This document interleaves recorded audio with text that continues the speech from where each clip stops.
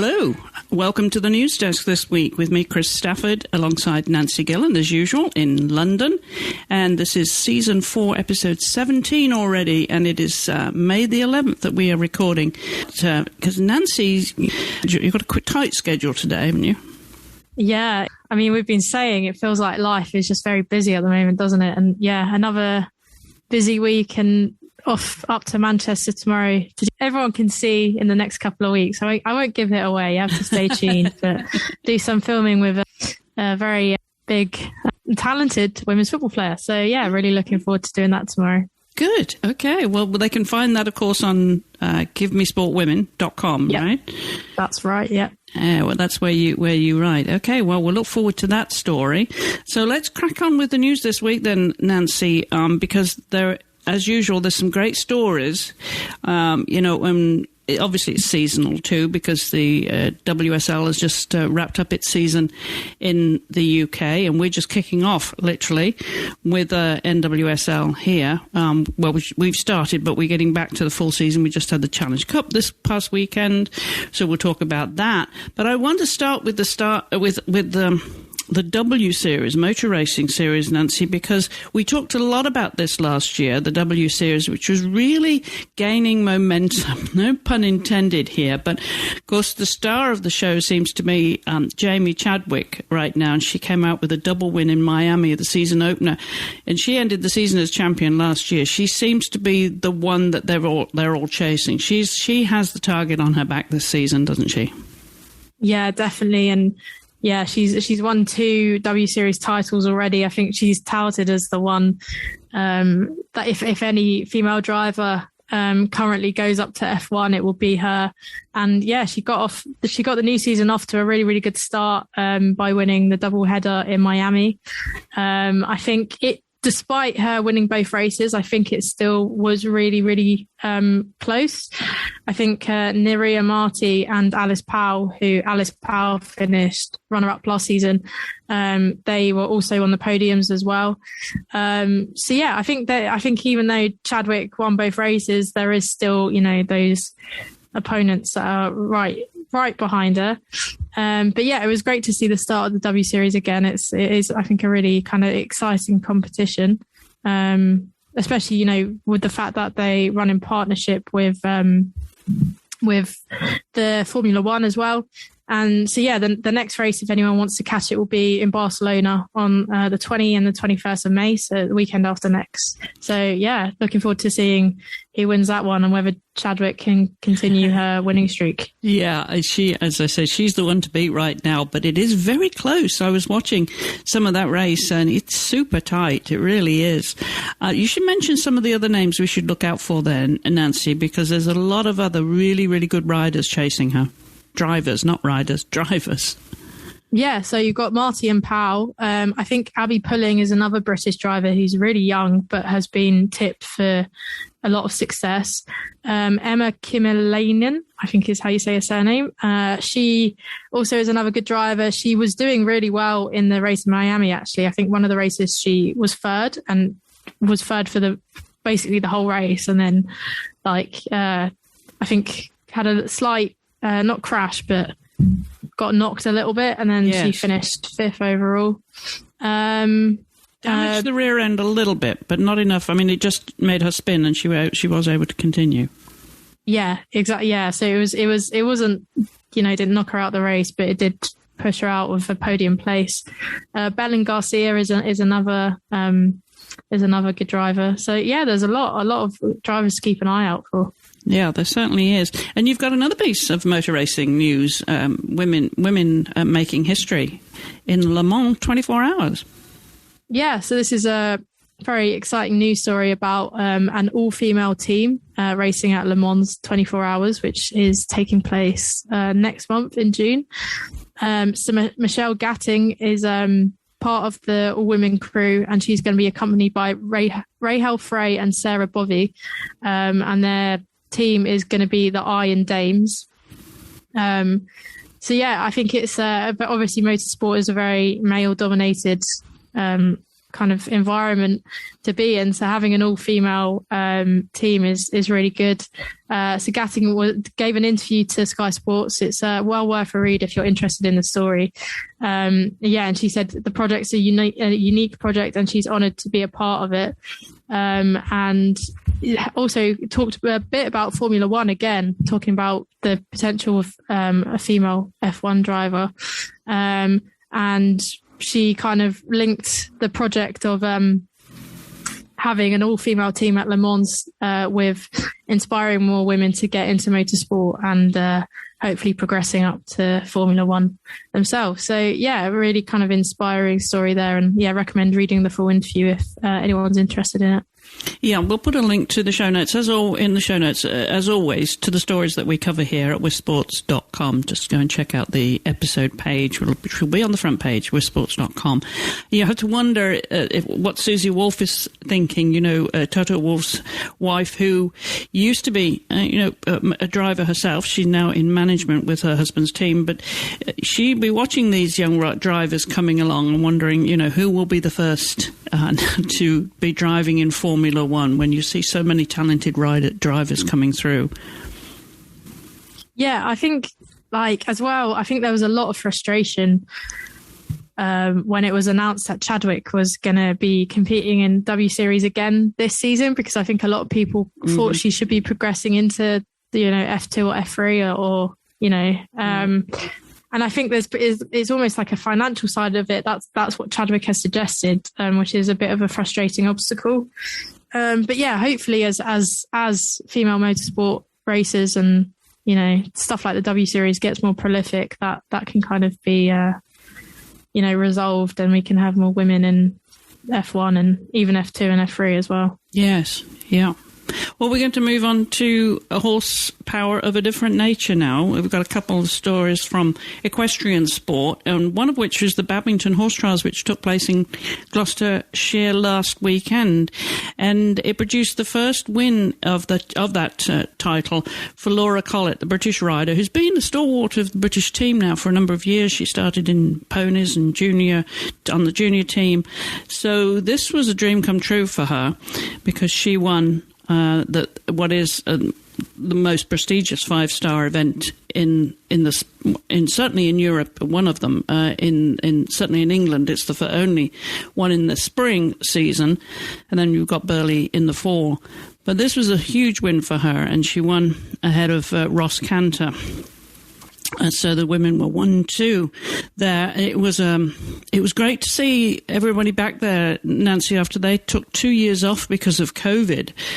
And finally, the crowds were back, and the sport was back at its finest. And I think they saw crowds of 180,000 visitors during that event. It's the highest spectator attendance of sport in the UK, second to Formula One. So pretty impressive there that they managed to retain the crowds. It's a very, very popular event, but now it's all pre-sold tickets. You can't get a ticket on the day. You have to buy tickets online, which seems to be the way to go now with what we've learnt from COVID. So a very, very successful event and a huge win there for Laura. So congratulations, Laura. But I should just point out there was one or two falls, Nancy, and one particularly we should mention and send positive energy to Laura's teammate, Nicola Wilson, who took rather a bad fall, and she's still in hospital in Bristol with injuries to her vertebrae, but she is conscious and breathing alone. So hopefully, she pulls through and she'll get back on the horse, as they say, before too much longer. But it sounds like she's got some damage to her vertebrae from that really bad rotational fall that she had on cross-country day. So good luck to Nicola. And I also want to mention a show jumping story, because Canada's Beth Underhill, she's now 59 years old, and she won't mind me telling you, she's one of the veterans of the team, has been a stalwart of the Canadian show jumping team for a number of years. She won the Le Ball €500,000 Rolex Grand Prix on Sunday, which was a huge win for her and for Canada. and especially good form for her because on Friday she contributed to the team's third place in the Nations Cup with a double clear round. So a fantastic weekend for her, on terrific form. And now those riders, those top teams, will head to Rome for the Rome CSIO, the 5-star event in show jumping, which takes place the last weekend. I think it's 26th to the 29th of May. So that's another prestigious show jumping event on the spring calendar. And of course, all eyes will be on selection for the World Championships, which take place in Herning in Denmark in August now. So I know that was one thing that Beth will be hoping for, to keep that kind of form and get selected for the World Championships.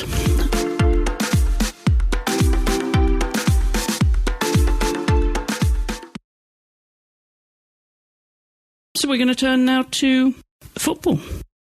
Yeah, well, I think maybe we start with Chelsea winning the Women's Super League at the weekend.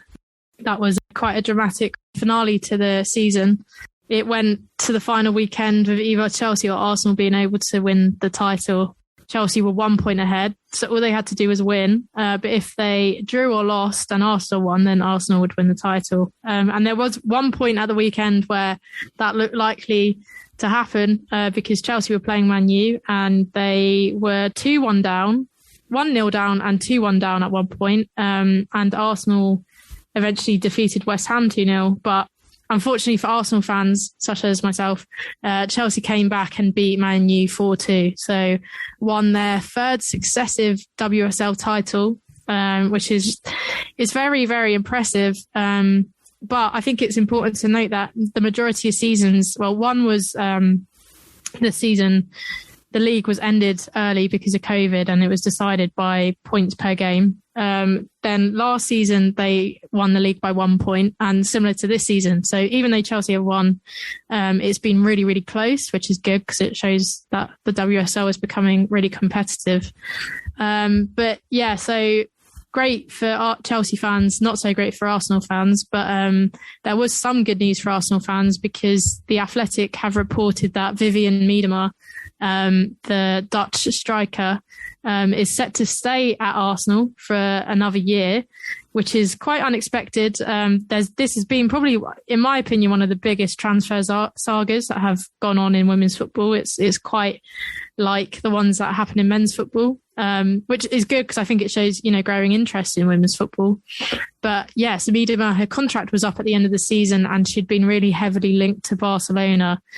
So much so that there was a lot of reporting last week that she'd already decided that she was going to move to Barcelona. But yeah, The Athletic have revealed that there was content being filmed at the Emirates to announce the contract extension, and that should be revealed later this week. So yeah, I think all Arsenal fans are crossing their fingers that they'll be able to keep Miedema for another year. She is a really prolific goal scorer. She's the Women's Super League's all-time leading goal scorer, having scored 72 goals. So just for the league in general, I think it's great if a player with that status stays and is playing week in, week out. So yeah, a mixed week for Arsenal fans, but yeah, quite a significant one for women's football in general. It certainly was. And let's not forget that incredible goal by Sam Kerr for Chelsea. Yeah, definitely. It was, if no one's seen it, her second goal in that 4-2 win, so it was Chelsea's fourth, was pretty extraordinary. It was, controlled it on her chest, turned and volleyed it straight into the back of the net. So yeah, if you haven't seen that, definitely give it a watch because it is brilliant. It is all over social media, but that really speaks to her timing and spatial awareness to be able to do that and in a volley, with a volley. Yeah, just her instinct as to where the goal is as well. To just turn and shoot. She knows where the goal is all the time. So yeah, she is a talent as well. That's another reason we want Miedema to stay, because watching her and Kerr and Miedema battle it out for the Golden Boot is always exciting. Yes, for sure. Well, over here, as you know, it was the Challenge Cup final on Saturday, and Saturday over here in this part of the country was a particularly wet Saturday. It was just pouring rain the whole day. I have really had to give into it because there's no way I was going to do anything outdoors. So I watched badminton horse trials, and then I watched the cup the Challenge Cup. And then I watched something else in the evening. I think there were about 3 different sporting events on that day. So it was quite, at least I had plenty to watch. But I did watch all of the Challenge Cup, and the Washington Spirit, which is my local team, they got beaten by the North Carolina Courage by 2-1. But what came out of that was some really nasty injuries, Nancy. I know we talked about them, and we just hope that Jordan Baggett, who took a really nasty crash and was stretchered off. I believe she's conscious and she's on the road to recovery, but I haven't heard any details of that. You saw that, didn't you, on video? Yeah, I did, and I saw the players like running on the pitch with a stretcher as well, which didn't seem great because they didn't seem that prepared for a serious injury. You want medical attention straight away, so yeah, quite shocking. Yeah, and earlier Aubrey Kingsbury, formerly Aubrey Bledsoe, who's an NWST goalie, she crashed with the goalpost, really, really nasty, diving for a save and hit her head. It seemed to bounce off the goalpost, and we thought she was going to have to come off, but she didn't, and hopefully she still is okay. But that was a really, really nasty bump to the head, and there were a few other little crashes in the latter part of the game, but it all went North Carolina's way, and so they've won that title 2-1 then now, so we're back to normal NWSL scheduling. On this weekend, Angel City come over, the new extension team. They come over from the West Coast and will play the Washington Spirit at the Audi Field on Sunday. Be nice if I could go. Wouldn't that be? That would be quite a game, I think, Nancy. Yeah, it'd be brilliant. I actually am really tempted to come out at some point to California and watch Angel City, because that opening match with the crowd and the atmosphere, it looked brilliant. Extraordinary, huh? Yeah, and I just like the story behind the club, to be honest. I think it's really cool. Fantastic. I mean, for women, too. For women's sports and for women who are not into soccer, who are into other things in life, have got behind this team and financed them and supported them. And, as you say, tremendous crowd, tremendous atmosphere. So I wonder if they will bring that to the Audi Field here in Washington, D.C. on Sunday. We will see. All right, we're going to move to tennis because I want to mention Emma Raducanu, the British player, Nancy. You saw that she got injured and she had to retire against Bianca Andreescu the other day at the Italian Open because of back injury. So she's still having some niggles here that are really impeding her at the start of the season.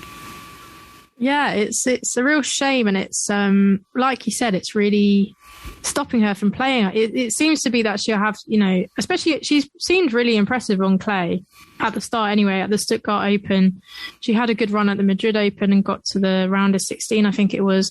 But it seems like she plays like 2 to 3 matches, and then that just completely wipes out her body. And yeah, I mean, if you look at the record since her even before her US Open win, to be honest, because she did also retire from Wimbledon, but her retirement rate is incredibly high. Like she, it's her hip, or she has really bad blisters on her hands and feet, or stiff back. I think stiff back also forced her to retire from or lose at the Miami Open. So yeah, the same has happened again at the Italian Open. So yeah, I think she's talked about a bit about, like learning when it's right to push her body and push through it, and when it's not. And that's kind of what she's learning at these tournaments. I think it's really interesting that she was playing Andreescu as well, because there's a lot of parallels between those two players, like not just because they've got Romanian heritage and both won the US Open when they were teenagers, but also the way that after Andreescu won the US Open, she really struggled, and particularly with injuries as well. Like you'd only say now that she's, and even then, there probably hasn't been a sustained enough period of her playing well to say that she's fully back in form. So she's kind of like, if anyone knows what Raducanu is trying to kind of overcome and deal with, it's Andreescu. So yeah, really kind of interesting. I think Raducanu will still be playing at the French Open, which is the next Grand Slam. I hope she is anyway. But yeah, I think for her to be a top tennis player, she is 100% gonna have to get fitter and also find a way to kind of not let these fitness issues and injury kind of struggles overwhelm her. Yeah, and of course she had a bit of a setback because she got COVID, didn't she? So she had a delay to the start of the season for her fitness. Yeah, and I mean, we all know how COVID it can really, tire you out and have long-term impacts. It's not just like a cold that you have for a week. So potentially that's also been a factor in it. But yeah, I think ultimately, obviously she won the US Open, but she's still like a 19-year-old on the WTA tour for her first, like her debut season, really. And everything that comes with that. So hopefully she doesn't let it kind of get to her and she could just learn basically this year.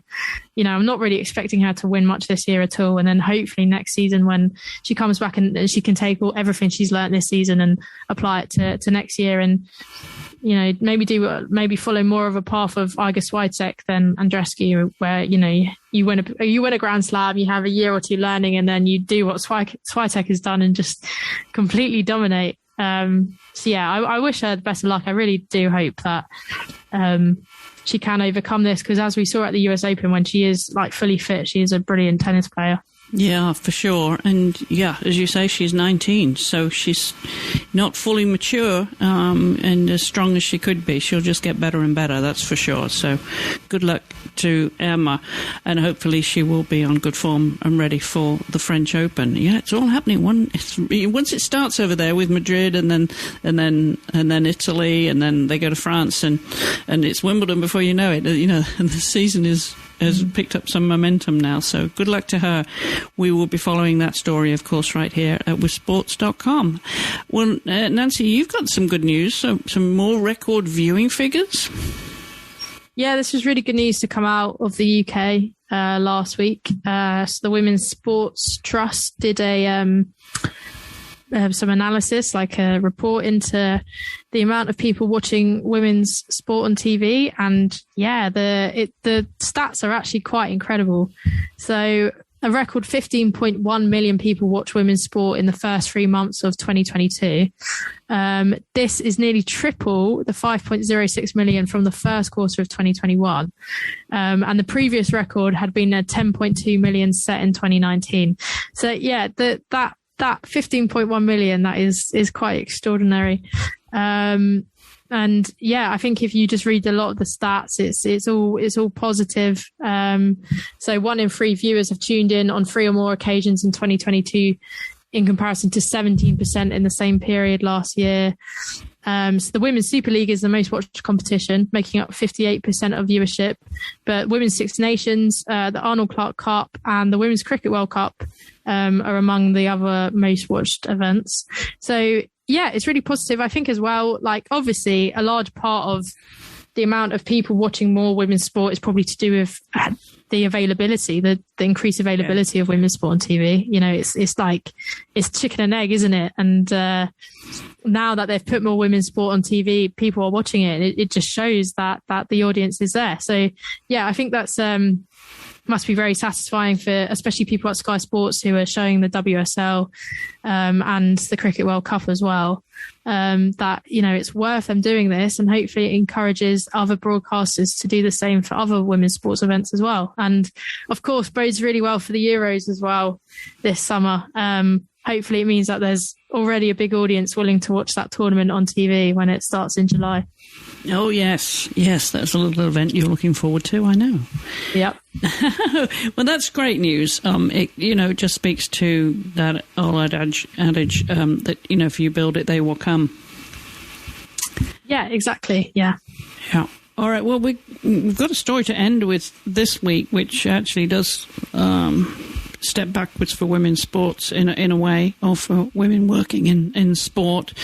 And really sad to see that a TV presenter walked out of sports awards over sexism. Tell us about that. Yeah, so this is, like you said, a very shocking story. So Eilidh Barbour was a guest at the Scottish Football Writers Association, which happened at the weekend.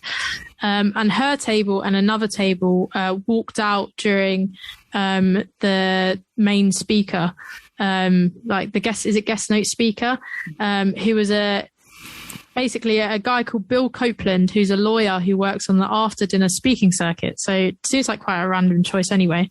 But apparently the jokes he made were sexist, racist and homophobic. And prompted two whole tables to walk out.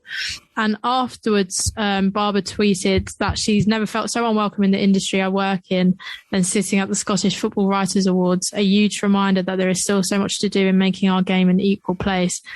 The Scottish Football Writers Association have apologised for it, and they say that they're going to review and improve the format of the annual dinner. But it's just pretty shocking, I think, that there hasn't been a repeat of the words that were and the jokes that were being made, but obviously to cause two whole tables to walk out it was obviously horrendous. I just don't really understand why in this day and age where you've got it, it's never acceptable, but when you've got so many more like women and sport is so much more diverse and inclusive that someone thinks it's acceptable to do that. It's pretty shocking. And again, I think as well that I think it was the point was made that two tables walked out, but there were loads of other tables there. A lot of people were laughing at the jokes as well, which is also very dispiriting. So hopefully there can be some good from this incident and it can, bring about change. But it's not something that you'd want to experience as a woman working in sport. No, and it looked like there were mostly men there anyway. I did see that the incident was part of a wider problem in sports journalism, where there are only 3 out of 95 staff writers in the print side of the industry were women. Yeah, I mean, that's quite a shocking stat. Yeah. Yeah, it really is. I'm, sorry to read that. And hopefully they can get past this and do something about it, create, constructively. Yeah, that's what you'd hope. Just kind of take it positive from a bad situation, maybe. Yeah, make it into a much better situation so women feel more welcome. That's appalling. All right, well, as always, that story and all the others that we've covered will be at withsports.com. And we urge you to just pop over there and read some of them because, as Nancy said, some of these stories are well worth reading. If you support women's sports, as we do, Nancy, I think that's about it for this week. And I know you've got to run and catch a train, so I don't want to hold you up here, but have we left you in good time to do that? No, it's a good time. Yeah, no worries. It's it's all part and parcel of it, of being a sports journalist, isn't it? Running around everywhere. That's right. All right. What are you looking forward to sports-wise this weekend? Oh, it's the FA Cup, Women's FA Cup final on Sunday between Chelsea and City. And then, probably seeing how the Italian Open plays out and the start of the French Open, really. I feel like there's something else as well, but I can't remember. But Women's FA Cup final, I'll be going to that on Sunday. You're going, are you? Fun. Yeah, I've been invited to sit in hospitality, actually. So. Oh, look at you. Very fancy. So remind everybody where it is and who's playing. So it's at Wembley and it's between Chelsea and Manchester City. So, a good match. I think it's 2:30 on Sunday. Okay. All right. Well, we'll look out for that. Hopefully it will be screened over here too, even if it's delayed live. I guess Chelsea a favourite on the current form? I think so, yeah. But they played in the League Cup final a few months ago and City won. So I wouldn't be that surprised if City did it again. So, we'll have to see. All right. Okay, you'll bring us a report next week, I'm sure, on the show. We will be back next Wednesday with another episode of the With Sports Desk. Nancy, have a great trip up to Manchester. We look forward to hearing that story too when that goes live at givemesportwomen.com. Remind everyone where you are on social media. Yeah, so my personal handle is Nancy_Gillen on Twitter and Nancy Gillen_sport on Instagram. And then, if you want to follow Give Me Sport on Twitter, it's at GiveMeSportW. All right. Well, thanks as always, Nancy. We're at withsports.com and at withsports on social media, so do follow us there. And do post your comments and questions and suggestions for any guests or any stories you think we should be covering here too. We always love to hear from you. So until next week, I'm Chris Stafford alongside Nancy Gillen, and we'll see you down the road for more news from women's sports next week. Thanks for listening.